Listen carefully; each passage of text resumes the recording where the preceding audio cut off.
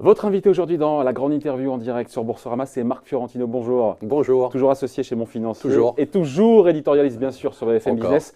Je le taquinais un petit peu là pendant le générique. Je lui disais, alors, il s'est bien vendu le bouquin. On est à 17 000, on va atteindre les 20 ou 25 000, ce qui est déjà très bien Euh, pour un bouquin économique. exactement. On rappelle le titre. Le titre, c'est... Oh Ah, j'ai un Ah, trou. c'est collector, Elle est c'est bon. Je extraordinaire. pense que ça va le suivre jusqu'à la fin de ce jour. C'est vous qui l'avez écrit, rassurez-moi. Absolument. Bon, et c'était sur comment son Absolument, épargne. c'était l'idée, gérer mieux, gagner plus, votre argent, c'était l'idée. L'idée, c'était d'avoir un petit livre qui permettait d'avoir tous les conseils aujourd'hui dans un contexte que vous venez de décrire d'ailleurs, hein, Oui. notamment dans l'environnement des retraites, de gérer mieux son argent. Collector ce moment. Ouais, Avec absolument, Marc on va le Fiorentino. garder. On va le garder. Bon, les marchés, évidemment, vous les suivez depuis plus de 20 ans. CAC 40, 5300 points. Aujourd'hui, on a eu quelques séances de baisse. Alors évidemment, on s'excite toujours dès que ça baisse un petit peu. Vous le sentez comment, vous, avec le recul qui est le vôtre, ce marché il y a un changement de psychologie des investisseurs ou c'est juste des prises de bénéfices, pardon, ça fait 9 ans que le marché monte, on va s'exciter parce qu'on perd 3%. Alors, il y a plusieurs choses. D'abord, il y a l'arbre qui cache la forêt, hein. Il y a beaucoup déjà de corrections sur énormément de marchés. On est au plus bas sur les marchés émergents de l'année. Ouais.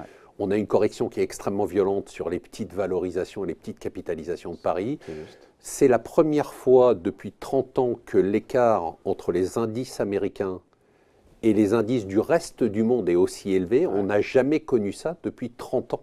C'est-à-dire qu'on a une situation qui est totalement paradoxale. Vous avez un marché qui fait la course seul en tête Wall Street. de Wall Street. Et dans ce marché-là, quelques valeurs qui font la course en tête. En gros, on a Apple. Si on voulait caricaturer, on a le reste du monde. C'est-à-dire qu'il y a une sorte d'entonnoir aujourd'hui vers les banques américaines, la tech américaine. Et puis le reste est en train de subir un vrai crack. Même les valeurs chinoises sont en baisse de 20% quand même. Ça, on est déjà entré dans un crack. On a un mini crack sur les petites valeurs, sur les valeurs moyennes. On a un mini crack sur les pays émergents.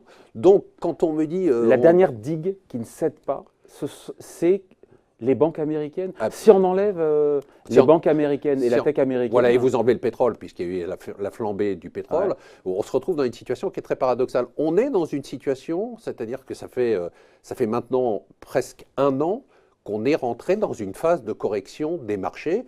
Alors bon, le CAC est à zéro ou presque. Pour l'instant, il résiste relativement bien grâce, on l'a dit plusieurs fois, hein, au luxe et au pétrole. Mais si on regarde derrière tout ça, derrière cet écran, on s'aperçoit qu'il y a des entreprises et il y a des valeurs qui sont carrément effondrées. On a tous les jours sur des petites valeurs des cotes de 30 à 40%. On a sur la Turquie, on a sur l'Argentine, on a sur tous ces pays. Donc aujourd'hui, il faut faire attention. On est déjà entré dans une phase de correction, ce qui est logique. Et là, vous avez tout à fait raison, hein.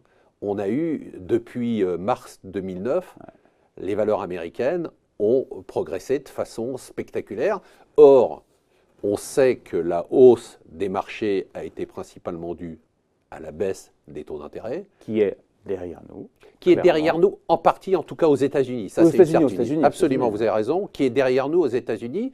Et aux États-Unis, on se retrouve dans une situation qui est quand même extraordinaire. On peut discuter pendant des heures entre experts pour savoir si les chiffres du chômage américain sont vrais, réels ou pas. La réalité, c'est qu'aujourd'hui, on n'arrive pas à embaucher aux États-Unis.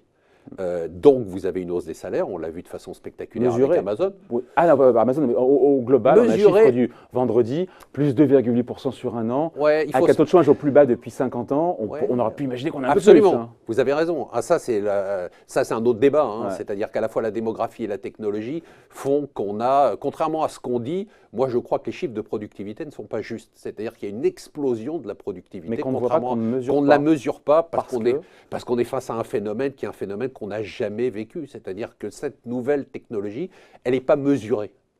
Et donc aujourd'hui, vous, quand vous travaillez, nous, quand on travaille aujourd'hui avec on est des plus instruments productif. beaucoup Grâce plus à tous les productif, mais ce n'est instruments. pas mesuré.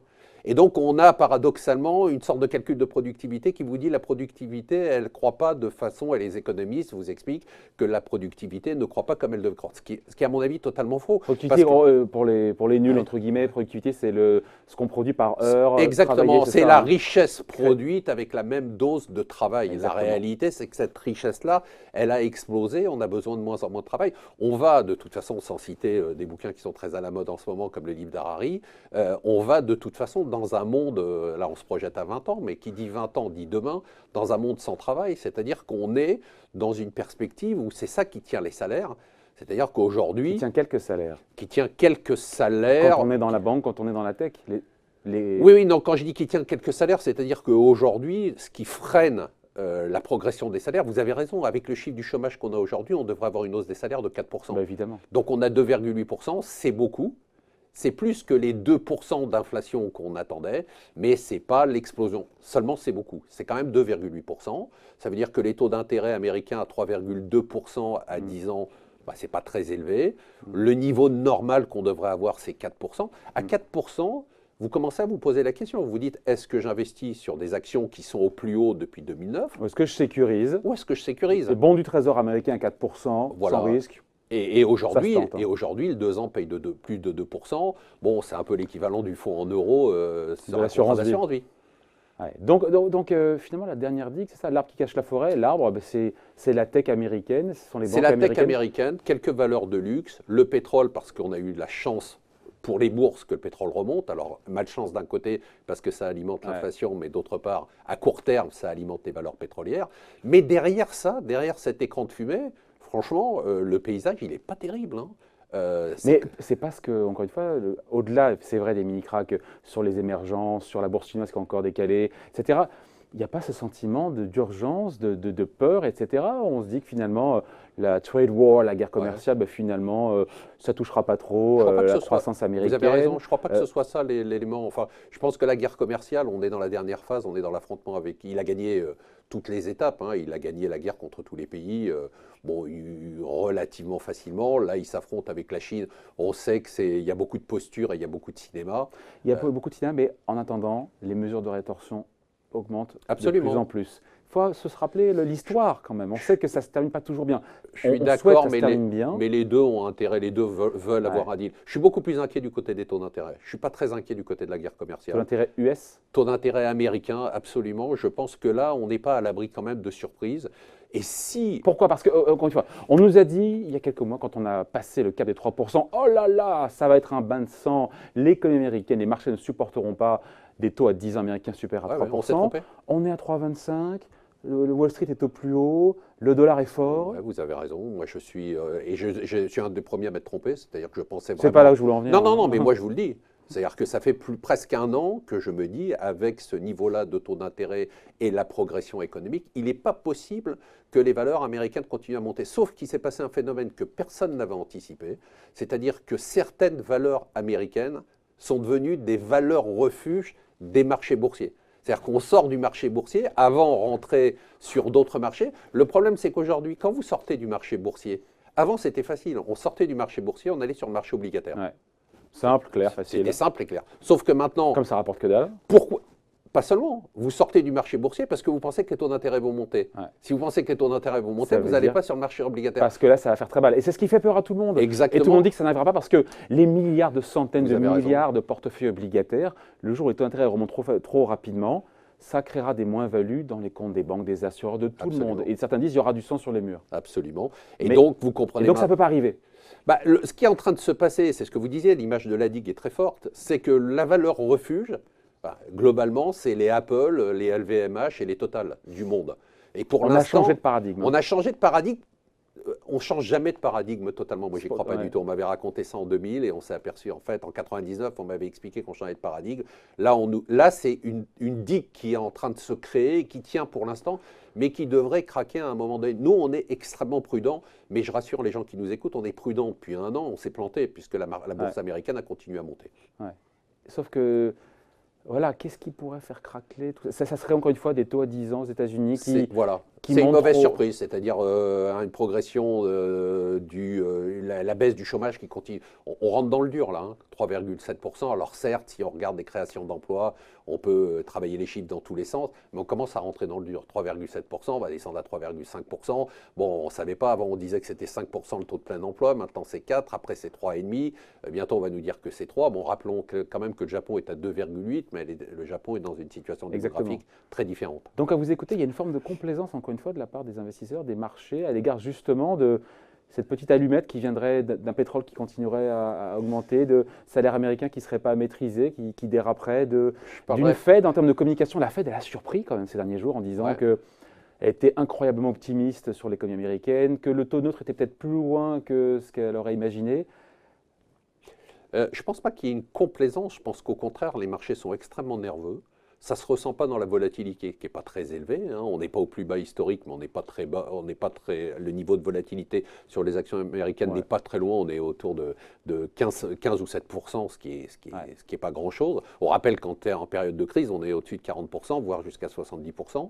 Non, je crois qu'en ce moment, il y a une certaine nervosité, mais qu'au lieu de l'exprimer par une sorte de flight to quality vers le cash ou vers les marchés obligataires, on se réfugie sur Apple, on se réfugie sur Total, on se réfugie sur quelle valeur. Bon, on a vu un Total qui redevient la première valeur du CAC 40.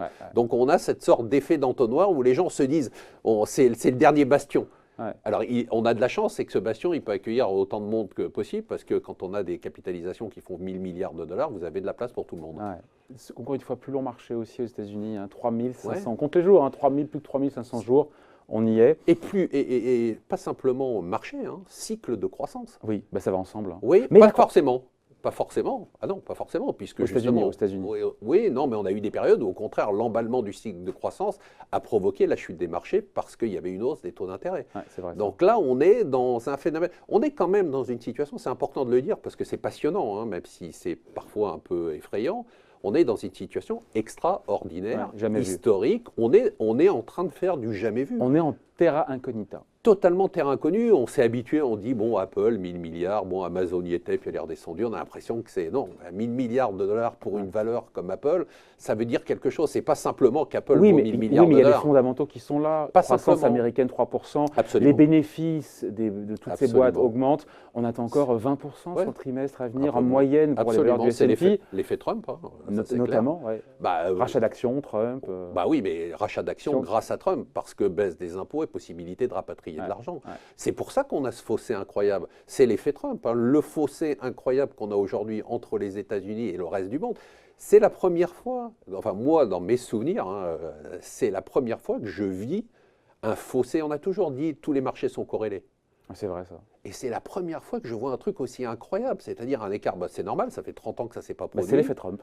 Alors c'est l'effet Trump, c'est l'effet, en fait on s'aperçoit qu'en réduisant les impôts, ça devrait donner des idées quand même à pas mal de monde, parce qu'en réduisant des impôts, on réduit le chômage. On s'aperçoit même, nous, en France, qu'en réduisant certains impôts, l'assiette s'élargit et du coup, les recettes fiscales sont plus importantes que ce qu'on pensait. C'est sur l'impôt sur la fortune. C'était sur quoi? Non, sur le prélèvement, le prélèvement forfaitaire unique. Exactement, on s'est aperçu que finalement… De 30%. Parce que les entreprises se versent plus de dividendes. Se versent beaucoup plus de dividendes parce que c'est plus intéressant. Donc si le taux est plus bas mais qu'il y a plus de gens qui se versent des dividendes, au final ça rapporte plus à la collectivité. Voilà. C'était la bonne surprise des dernières heures. Et c'est pour ça qu'on le voit aux États-Unis, c'est exactement ça. C'est-à-dire qu'on était en train de nous dire le déficit budgétaire qui va croître, la dette qui va exploser, les gens qui vont être nerveux. Ben non, parce que finalement l'assiette est beaucoup plus large, le taux est plus étroit sur une assiette beaucoup plus large, donc ça compense. On voit Trump justement, c'est Véronique Riche-Flores hier qui nous disait, l'économiste, il a tout bon quand même, il coche toutes les cases pour l'instant, c'est à court terme. Alors ça dépend sous quel angle on se place. Lui, il dit America First, il pense Business First. Donc si on pense business et on pense bourse, il a tout bon parce qu'il ne s'intéresse qu'à ça. En fait, son seul sujet, c'est ça. C'est le business. Alors, je ne sais pas qu'est-ce qu'il a en tête derrière ça. Est-ce qu'il veut favoriser certains groupes, certaines entreprises, certains amis, certains pays? Mais America First, Business First, pour l'instant, Business First, les États-Unis sont premiers. Il a voulu mettre les États-Unis premiers. Les États-Unis sont premiers en termes de croissance. Bien évidemment, c'est pas… Alors que tout le monde décélère, les Américains continuent d'accélérer. Mais oui, mais vous vous rendez compte le carburant qui est phénoménal. C'est-à-dire que la baisse, on a du mal à imaginer. On a tellement d'informations qu'on n'arrive plus à les absorber. Et donc, quand on vous dit 1000 milliards, la première fois, vous vous excitez sur Apple, et puis tous les jours, vous dites, bon, c'est plus important. Mais la baisse des impôts qu'on a eu aux États-Unis, c'est juste phénoménal. Si demain, vous faites exactement la même chose en France, si vous prenez… Mais on ne peut pas parce qu'il y a 3% de déficit public, on ne doit pas aller au-delà. Les Américains, ils sont à 5%. Oui, mais… Oui, non, mais vous avez raison. Ça pose une autre question. C'est pas le sujet. Je dis, c'est pas le sujet. Enfin, si, c'est le sujet aussi, vous avez raison. Je dis simplement, c'est un boost formidable. Il faut se rendre compte si demain, on dit, en termes d'impôt sur le revenu, on diminue par 2, et en termes d'impôt sur les sociétés, on diminue par 2, c'est clair qu'on va perdre 2 points de chômage. Et derrière, on est dans un cercle vertueux, c'est-à-dire que si vous perdez 2 points de chômage, vous avez plus de gens qui payent des impôts, vous avez plus d'entreprises qui font des bénéfices, et vous avez donc plus de recettes fiscales. Je ne dis pas que c'est le modèle, hein. Je dis simplement, son but, c'était de mettre l'Amérique en tête. Il l'a mise en tête. Attention maintenant. À quel prix aussi, hein. Attention maintenant, on est rentré en zone de danger. C'est-à-dire qu'il est en train de mettre la machine en surchauffe, et à partir de là, on pourrait avoir le vrai dérapage, c'est-à-dire le dérapage de l'inflation. Pour l'instant, on ne l'a pas, c'est quasiment miraculeux. Ouais. C'est quasiment miraculeux, mais on connaît l'explication. C'est l'explosion de l'innovation technologique qui n'est pas mesurée. Mais à partir de là, on peut avoir un moment très douloureux dans les 6 mois qui viennent, où il va falloir monter les taux plus que prévu, et là, on provoquera un ralentissement aux États-Unis. Parce que les marchés l'ont pas bien anticipé pour l'instant. Moi, je ne partage pas ce point sur de les vue. hausses de taux à venir. Oui, vous avez raison. Sur les hausses de taux, ça reste. On attend là encore une, et puis deux. Déjà en 2019, c'est déjà anticipé. Voilà, donc mais ça pas veut plus. dire. Oui, mais c'est pas méchant, c'est pas méchant. Non, c'est pas méchant, mais quand on va arriver à des taux d'intérêt, alors sur le court terme à 3%, mais quand on va arriver sur le long terme, on devrait arriver vers les 3,5-4%, ça va commencer à secouer. Parce que là, il y a un vrai arbitrage. Il ne faut pas oublier. Ça dépend comment on y va aussi, hein. Si on est à 4% dans 2 ans, ça va. Si on est à 4% dans 6 mois. Vous avez raison. Hein, vous avez raison, mais il restera dans l'esprit des gens l'arbitrage qui consistera à dire est-ce que, bon, il y a des incertitudes, est-ce que je préfère m'assurer 2, 3 ou 4% tout de suite, ou est-ce que je prends un risque sur le marché? Ouais. Donc on sent Marc Fiorentino, voilà, qui est conscient des risques, vous êtes prudent depuis 1 an, mais en même temps, le bull market peut continuer, et on restera. Alors aux États-Unis, on restera aux États-Unis sur le marché américain. Parce qu'en prudent depuis 1 an, on restera à quai comme ça, regardez les trains passer. Jusqu'au moment où le train va s'arrêter. Alors, ce qui est paradoxal, c'est quand les États-Unis montent, on monte moins vite, et quand ils baissent, on baisse plus vite. Et ça, c'est très énervant. Ça, c'est terrifiant. Ça, c'est très énervant. Bon, Marc Fiorentino donc était l'invité de la grande interview en direct sur Boursorama, associé chez Mon Financier éditorialiste sur BFM Business, et qui a un bouquin qui cartonne, qui a été vendu à 20 000 exemplaires, dont le titre est Votre argent, j'aurais mieux gagné plus. Et voilà, évidemment. Donc, à lire absolument. Merci Marc. Merci. Bye.